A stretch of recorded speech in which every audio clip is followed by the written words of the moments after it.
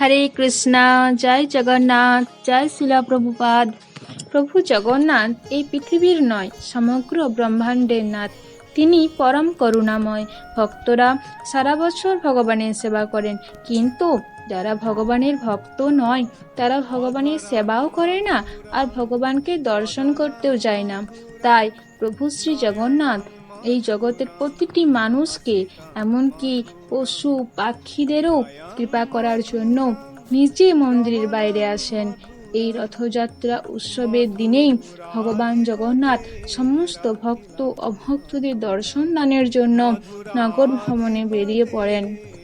বাস্তবে জগন্নাথ দেব, সুভদ্রা মাতা এবং বলদেবের সাথে এই রূপে ইন্দ্রদ্যুম্ন রাজার সামনে প্রকট হয়েছিলেন। সেই দিনটি ছিল জ্যৈষ্ঠ মাসের পূর্ণিমা তিথি। ওই দিন প্রভু জগন্নাথ রাজাকে আদেশ দিয়েছিলেন যেন সেই দিন তার মহা অভিষেক করা হয়। সেই দিন থেকে ভগবান জগন্নাথের জন্মদিন উপলক্ষে প্রত্যেক বছর স্নানযাত্রার উৎসব পালন করা হয়। সেই দিন সর্বতীর্থময় কুয়া থেকে 108টি সোনার ঘোড়ায় জল ভরে আনা হয় এবং জগন্নাথ দেব, বলদেব এবং মাতা সুভদ্রার মহাস্নান অর্থাৎ স্নান যাত্রা করানো হয়। সেই দিন প্রভুকে গণেশের বেশ পরানো হয়। এবার সেই দিনে প্রভুকে তার ভক্তরা এত পরিমাণে স্নান করায় যে প্রভুর জ্বর চলে আসে, এবং এটা প্রভুর জ্বর লীলা বা অনবসর লীলাও বলা হয়। এই সময় প্রভু তার ভক্তদের দর্শন দেন না।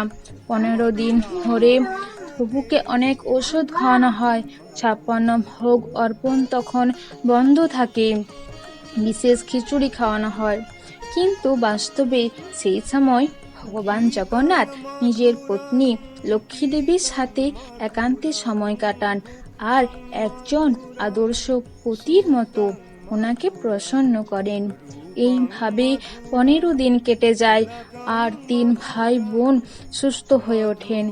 একদিন সুভদ্রা মহারানী আর জগন্নাথ দেব নিজেদের মধ্যে আলোচনা করেন।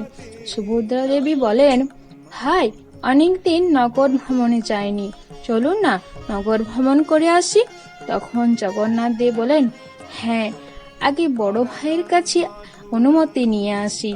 তারপর জগন্নাথ দেব প্রভু বলরামের কাছে এসে বলেন, অনেকদিন হলো ভক্তদের দর্শন দিইনি, চলুন না নগর ভ্রমণ করে ভক্তদের দর্শন দিয়ে আসি।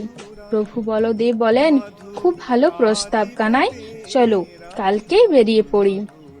এইভাবে সব আয়োজন হয়ে যায়। এখন শুধুমাত্র লক্ষ্মী দেবীর অনুমতি নেওয়া বাকি। জগন্নাথ দেব লক্ষ্মী দেবীর কাছে গিয়ে বলেন, দেবী, আপনি তো জানেন অনেকদিন হলো ভক্তদের দর্শন দেওয়া হয়নি, তাই আমি ভ্রাতা বলদেব এবং বড় বোন সুভদ্রাকে নিয়ে নগর ভ্রমণ করে আসি। 2 দিন পরেই ফিরে আসব। যে স্বামীর কথা শুনে লক্ষ্মী দেবী কি আর বারণ করতে পারেন? তাই তিনি অনুমতি দিলেন নগর ভ্রমণে যাওয়ার জন্য। কিন্তু তিনি বলেন, মনে থাকে যেন 2 দিন পরেই ফিরে আসবেন। কিন্তু জগন্নাথ দেব বলেন, হ্যাঁ, ফিরে আসবো, 2 দিন পরেই ফিরে আসবো। এরপর শুরু হয় রথযাত্রা। জগন্নাথ দেব, বলদেব এবং সুভদ্রা মাতা নিজে নিজে রথে চড়ে বেরিয়ে পড়েন। রথে করে নগর ভ্রমণে অসংখ্য মানুষ ভগবানের রথযাত্রা দর্শন করতে আসেন। যে সমস্ত মানুষ হিন্দু নয়, মন্দিরে ভগবানকে দর্শন করতে যেতে পারেন না, তারাও সেই সময়ে ভগবানের রথ টানতে পারেন, ভগবানকে ভোগ অর্পণ করতে পারেন। সেই সময় কীর্তন, নৃত্য আর জগন্নাথ দেবের জয় ধ্বনিতে ভরে ওঠে পুরো পৃথিবী, পুরো ব্রহ্মাণ্ড। সেই সময় একবার হলেও বৃষ্টি হয়। ইন্দ্র দেবেরও তো ইচ্ছে করে ভগবানকে দর্শন করতে। এইভাবে ভক্তরা রথ টেনে নিয়ে আসেন গুন্ডিচা মন্দিরে, ভগবান জগন্নাথের মাসির বাড়ি। আর সেই সময় ভক্তরা ভগবানের অনেক সেবা করেন, অনেক অনেক ভোগ অর্পণ হয়। 3 ভাই বোন মিলে খুব আনন্দের সময় কাটান। এইভাবে আনন্দে বিভোর হয়ে ভগবান ভুলে যান লক্ষ্মী দেবীকে দেওয়া প্রতিশ্রুতির কথা। 2 দিন সম্পূর্ণ হয়ে যায়। লক্ষ্মী দেবী খুব অধীর হয়ে অনেক অপেক্ষা করেন ভগবানের জন্য, কিন্তু না তো ভগবানকে আসতে দেখতে পান আর না তো ভগবানের আসার কোনো সমাচার পান। এইভাবে 3 দিন 4 দিন কেটে যায়। লক্ষ্মী দেবীর ধৈর্যের বাঁধ ভেঙে যাচ্ছে। তিনি তার সেবকদের ডেকে পাঠান এবং জিজ্ঞাসা করেন, প্রভু জগন্নাথ শ্রীমন্দিরে এসে গেছেন বা ওনার কোনো আসার সমাচার আছে কি? কিন্তু লক্ষ্মী দেবীকে বিফল মনোরথ হতে হয়। উদাস হয়ে তিনি জানলার দিকে প্রভুর আসার অপেক্ষা করেন। 5 দিন সম্পূর্ণ হতে চলেছে। এবারে লক্ষ্মী দেবী খুব ক্রোধিত হন। তিনি এবারে ঠিক করেন ভগবানকে দর্শন করতে যাবেন। তিনি ক্রোধে ভাবেন, প্রভু আমাকে প্রতিজ্ঞা করে গেছেন 2 দিন পরেই ফিরে আসবেন। প্রভুর প্রতিজ্ঞার কি কোনো দাম নেই? অনেক হয়েছে। এবার প্রতিজ্ঞা না রাখার পরিণাম প্রভু বুঝবেন। তিনি তার সেবকদের ডাকলেন এবং আদেশ দিলেন, সেবক, আমার পালকি প্রস্তুত করো। সমস্ত সেবককে সাথে নাও আর আমরা এক্ষুনি গুন্ডিচা মন্দিরে জন্য বেরিয়ে যাব। লক্ষ্মী দেবীর আদেশ পেয়ে ওনার সেবকরা এক সুন্দর পালকি প্রস্তুত করলেন আর লক্ষ্মী দেবী নিজের সম্পূর্ণ ঐশ্বর্য নিয়ে পালকিতে বসে গুন্ডিচা মন্দিরের জন্য রওনা দিলেন। রাস্তায় মাতা লক্ষ্মী দেবীর সেবকেরা কীর্তন করতে করতে গুন্ডিচা মন্দির পৌঁছলেন। লক্ষ্মী দেবীর গুন্ডিচা মন্দিরে আগমনের সংবাদ প্রভু জগন্নাথের এক সেবক প্রভুকে দেন। বলেন, প্রভু লক্ষ্মী দেবী এসেছেন। লক্ষ্মী দেবীর গুন্ডিচা মন্দিরে আসার খবর পেয়ে প্রভুর মনে পড়ে লক্ষ্মী দেবীকে দেওয়া প্রতিজ্ঞা। তিনি সেটা সম্পূর্ণভাবে ভুলে গিয়েছেন। সেটা মনে করে প্রভুর মনে ভয় হয়। এখন লক্ষ্মী দেবী যে পরিমাণে ক্রোধিত হয়ে আছেন, ওনার সামনে এখন যাওয়া ঠিক হবে না। আর যাবেনই বা কি করে? তিনি দেবীকে দেওয়া প্রতিজ্ঞা তো ভুলে গিয়েছিলেন। তাই তিনি সেবকদের দিয়ে মন্দিরের দরজা বন্ধ করিয়ে দেন। এটা দেখে লক্ষ্মী দেবী খুব ক্রোধিত হয়ে যান এবং বলেন, স্বামী, এক তো আপনি বড় ভাই আর বোনের সাথে আনন্দে আছেন, আমার কথা তো মনেই নেই, তার উপরে মুখ্য দরজাও সেবকদের দিয়ে বন্ধ করিয়ে দেন। ঠিক আছে, আপনি এখানেই থাকুন, শ্রীমন্দিরে আর আপনাকে আসতে হবে না। সেবকদের বলেন, এটা প্রভুর রথ, ভেঙে দাও রথ।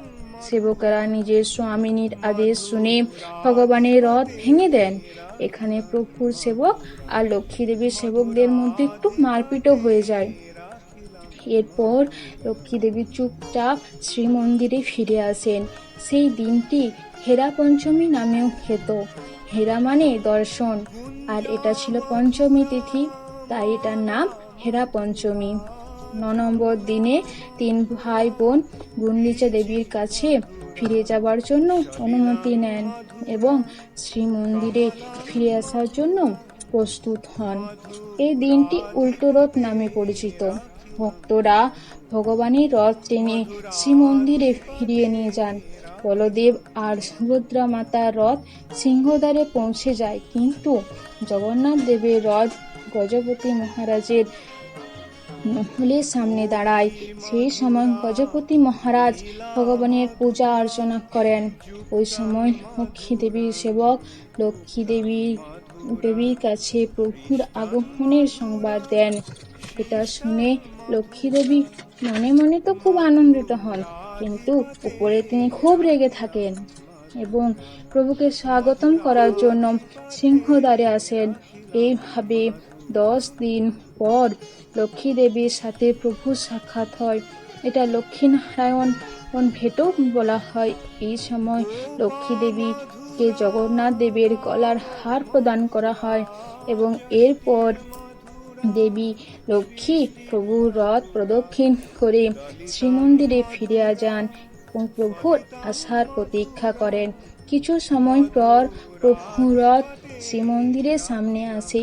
কিন্তু আপনাদের কি মনে হয় লক্ষ্মী দেবী এত সহজে প্রভুকে ক্ষমা করে দেবেন? একদমই না। বলদেব এবং মাতা সুভদ্রা শ্রীমন্দিরে প্রবেশের অনুমতি থাকলেও প্রভু জগন্নাথ দেবকে প্রবেশ করতে দিলেন না মাতা লক্ষ্মী। লক্ষ্মী দেবীর কাছে প্রভু সেবকরা ক্ষমা প্রার্থনা করেন, কিন্তু মাতা তাও প্রবেশের অনুমতি দেন না। কি আর করা যাবে? প্রভু তখন লক্ষ্মী দেবীকে প্রসন্ন করার জন্য বড় বড় রসগোল্লা এবং ফুলের মালা নিয়ে আসেন সামনে। প্রভু লক্ষ্মী দেবীর সামনে প্রভু ক্ষমা ভিক্ষা করেন। তবে গিয়ে মাতা লক্ষ্মী ক্ষমা করেন আর প্রভুকে শ্রীমন্দিরে প্রবেশ করতে দেন। এইভাবেই সম্পূর্ণ হয় প্রভুর রথযাত্রা লীলা। যিনি দয়ার সাগর, সজল জলধরের মতো যার অঙ্গকান্তি, যিনি লক্ষ্মী সরস্বতীর সঙ্গে বিহার করছেন, যার বদমণ্ডল অমল কমলের ন্যায় শোভা পাচ্ছে, যিনি সমস্ত দেবগণের আরাধ্য ধন এবং বেদ পুরাণ তন্ত্রাদি শাস্ত্রসমূহ যার চরিত্র গান করছেন, সেই প্রভু জগন্নাথ দেব আমার নয়ন পথের পথিক হন। হরি বল। মধুরাধিপতে